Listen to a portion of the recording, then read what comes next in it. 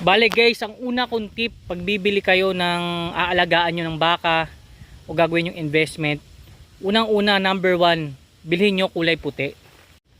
Yo, what's up mga Chokoy? So welcome back again to Chokoy channel. So for today's video guys, i-share ko sa inyo kung paano mamili ng bibilhing baka o gagawin yung alagaing baka, kasi investment yan. Dapat meron tayong konting knowledge pag bibili tayo ng baka.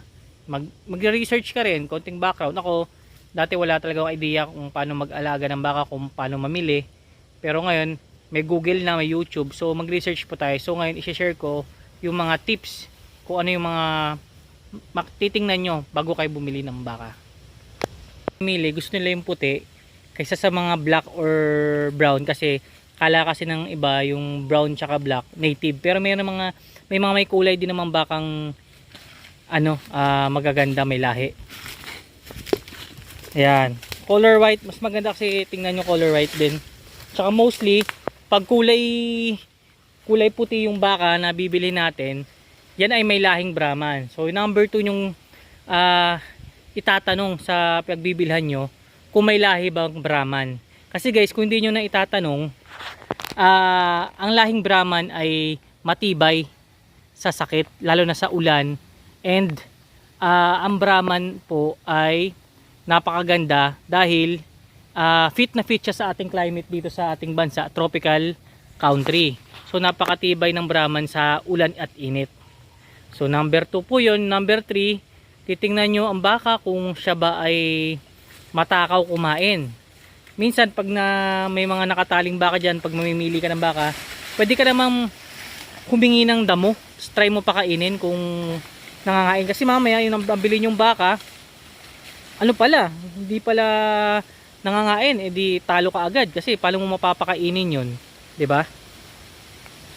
Tapos number 3 dyan, titignan nyo ang hulihan. Kung ang hulihan ba ay malalaki, matataba yung mga pata niya, tapos yung kanyang buntot kung makapal, yan, magandang baka yan. Sigurado ka dyan, lalaki yan. Kasi pag lumaki ang baka, tapos lumaki din ang kanyang likuran, maganda tingnan. Parang masculine talaga tingnan ang baka ninyo. Tapos titingnan nyo kung may itataba pa, pwede nyong hilahin yung balat niya kung may itataba pa yung bibili nyong baka. So para sa akin guys, ang mas magandang biling baka yung mga nasa 1 month old, nasa 1 year old o 9 months old. Kasi yung mga ganung baka, pag napalaki mo, sigurado may tutubuin ka na.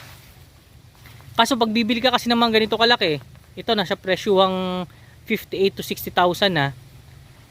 Ito, pag binili mo tapos hindi mo naman napataba o walang pagbabago after ilang years, talo ka pa sa puhunan mo, kasi hindi bibili niya ng malaking presyo, kasi nga payat, parang ganon. Ito pinapataba na namin. Ito nabili ko lang to ng 36,000. So inaalagaan na namin to ng mga around magpi 15 months na sa amin to. Medyo malaki na, may tumingin na dito. Binibili nga 58 to 60. Hindi mo namin ibibigay muna kasi nga malaki pang itataba. So ngayon sobrang mahal ng baka ngayong buwan ng rainy season, kasi nga maraming damo. Ayun. So yun lang muna guys. Sana may natutunan tayo. Newbie pa lang naman ako dito sa pag-aalaga ng baka. Thank you so much.